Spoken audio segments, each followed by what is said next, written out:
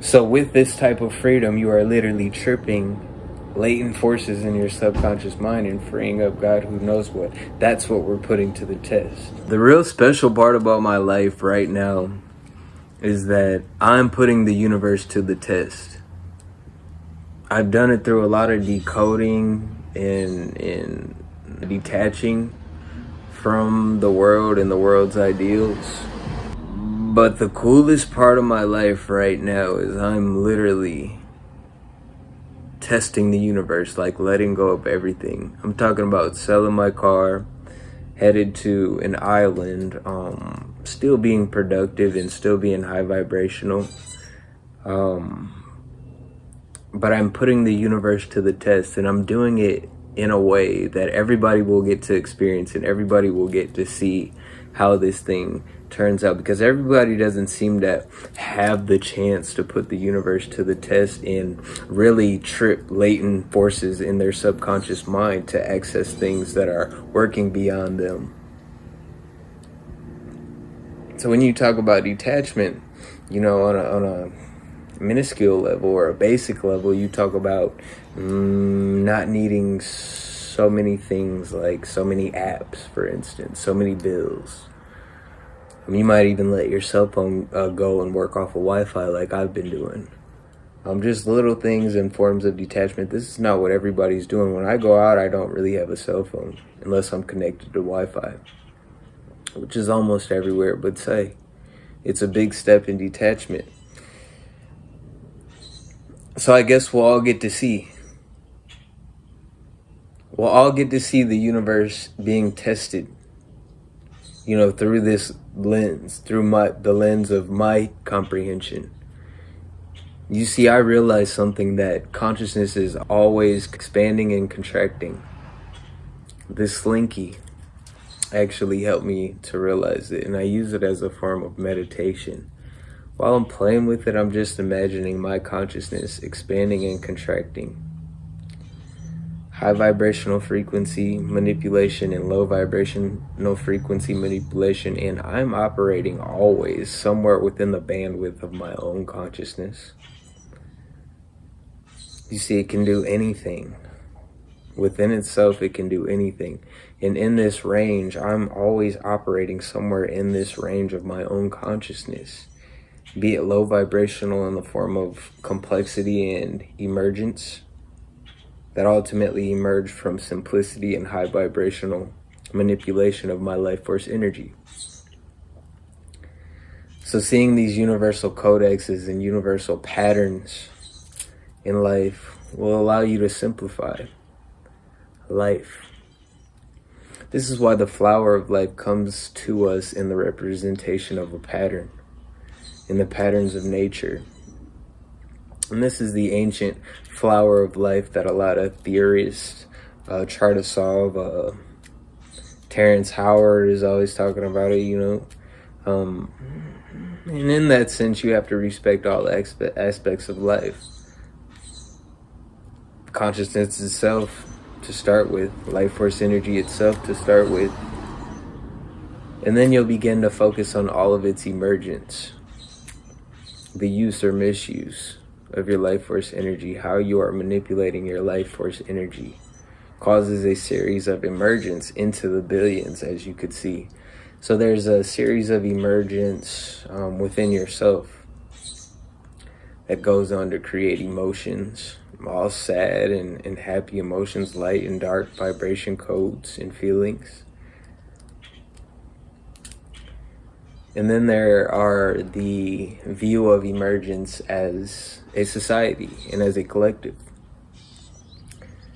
So what emerges from us being actionable in our own consciousness, the use or misuse frequency that we're on within our own consciousness, really is affected by our environment. And everything we do as far as output affects us as a collective, which is also expanding and contracting.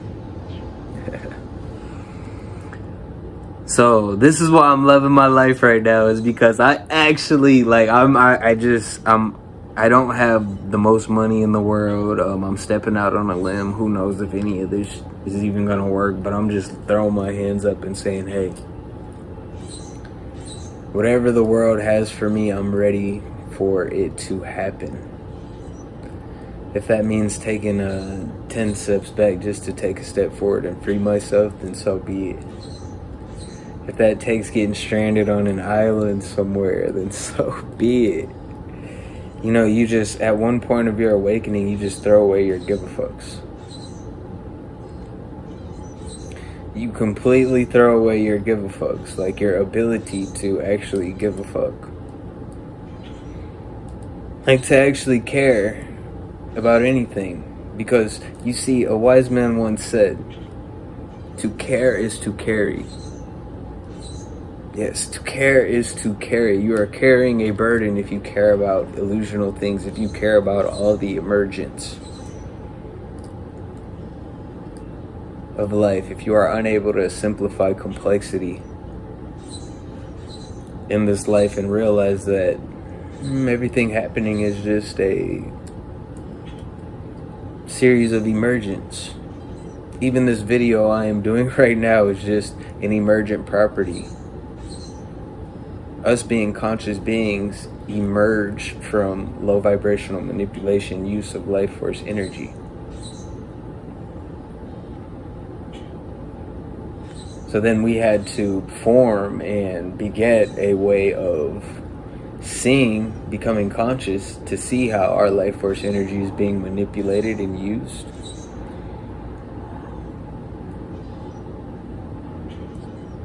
That's how consciousness is birthed.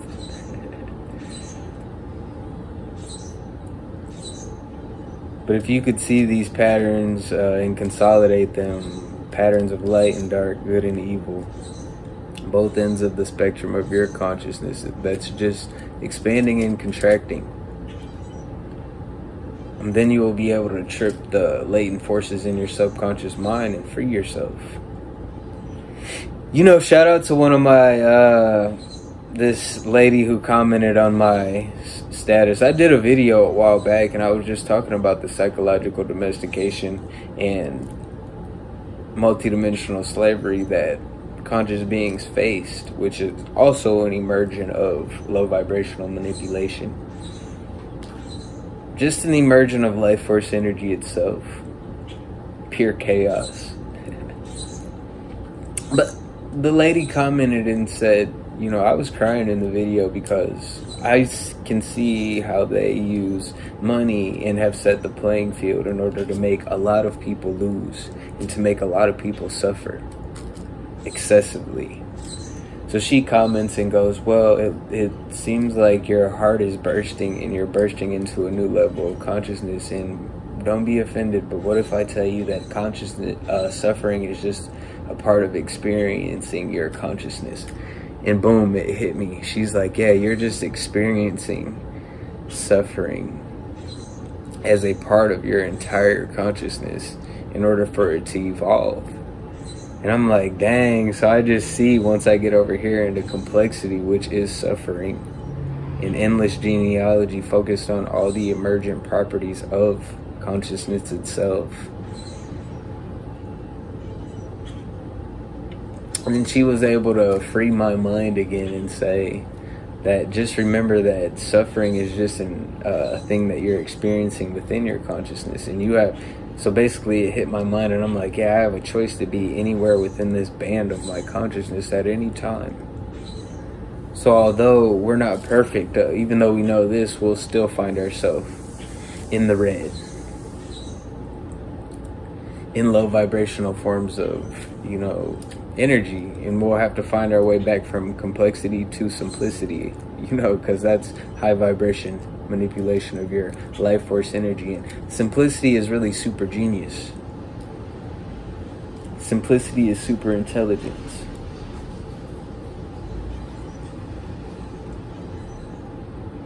So in this bandwidth, you'll notice that consciousness cannot escape itself. Like, it's going nowhere outside of itself for sure. Try to get out of the moment. It is time and space itself. Try to get out of this moment now, you can't. So that brings me also to more freedom of our life force energy and introducing the topic of the illusion of moving forward. We are always just expanding and contracting the same way we've always been, only we have older models of truth that are far too have proven now at the level that we can comprehend as humans now. These older methods of theoretical methods of cause and effect and God and good and evil have proven to be way too broad for human perception. So we will need new, more specific universal models in our mind to be able to process this realm, which is the example of a healed ego perception. Because this is what shaman used. They always had a universal model in order to perceive this realm and process it. As you see, so they say a wise man will do what a wise man will do, regardless of what fools do. So with this type of freedom, you are literally tripping latent forces in your subconscious mind and freeing up God who knows what. That's what we're putting to the test. That's what I am so grateful to be able to receive in my life, and so grateful to be able to realize that that's what's going on. Like, I am actually one of the ones in this place who is really going to test the universe. Like, and if you are able to feel like you're able to step out on the edge and really test the universe in your highest depths, in your highest mode of suffering, and see if you can surpass it, become free, stop running from illusory monsters and illusory suffering, and we're going to see what the universe really has. All these facts and all these theories are great, you know what I mean? And that's the thing about my truth. And when I write my book about emergence and agathococological manipulation, which is just you can manipulate for good or evil, then these things are not to be theoretical, because my truth comes from experience. My truth comes from being on this far end of my consciousness awareness of suffering and complexity, and moving into more high vibrational states and tripping and just moving within it and tripping latent forces in my subconscious mind. I'm really here not to find out the secrets of the universe, but to experience it. And I feel like that's one of the most powerful things I've said. Wow. But she was just saying some powerful stuff. Like, man, I was just like, I'm so humbled. Thank you for even just helping me understand. I had already made like 5 videos on just talking about, you know, being on a unique energetic frequency of manipulation. And hopefully you're on the higher vibration end of the scale of that. Of course, that's our intent, being conscious beings. Yeah, so it's really cool to experience my new self. And she was basically saying how she was like, your heart is bursting into a new level and a new dimension of your consciousness. And I was just really like resonating with it, like almost crying. But I'm like, I was thinking about not even posting that video. That's why I do these. So I love you guys for, you know, sticking with me. Like I said, I'm thinking about writing this book about agathococological manipulation in relevance to the theory of emergence. Although my book is not theoretical, it's all experiential. And any truth that I've received in this realm, I'm not boasting, but it's come from within myself. And if you're experiencing this life truly as it is a dream and it is not everything real that's happening to you, then you are automatically tripping latent forces in your mind, in your subconscious mind. See, we see them as psychotic problems. I talked to a couple girls that say, they told me, they were straight up with me, like they were kind of off-brand girls, but that one of them told me, she was like, I can't really tell the difference between reality and what's real and what's not real sometimes. And then another girl told me that she couldn't tell whether if life was a dream or not. Like sometimes she was disconnected from, that this beginning and ending to life being a dream. And something about me back then never had the level of understanding I have now, but I just understood. I was like, I know what you're talking about. Like, life's a trip. Life's a trip, but you must kill the illusion of moving forward and realize that you're tripping along your consciousness, along the band of your consciousness. The bandwidth of your consciousness, which is ever expanding through properties of emergence. So I really hope this video brought some peace and solution to somebody's mind, because that's what we're here for more so now in this new day and age, is new models of universal perception. And the use or misuse of life force energy being the first to emergence from life force itself should be the most simple model that a human being could put in their mind, and realizing that all emergence and complexities that stem from the pattern of high vibration manipulation, low vibration manipulation of your life force energy, good and evil, light and dark, are all just complexities and emergence of higher properties.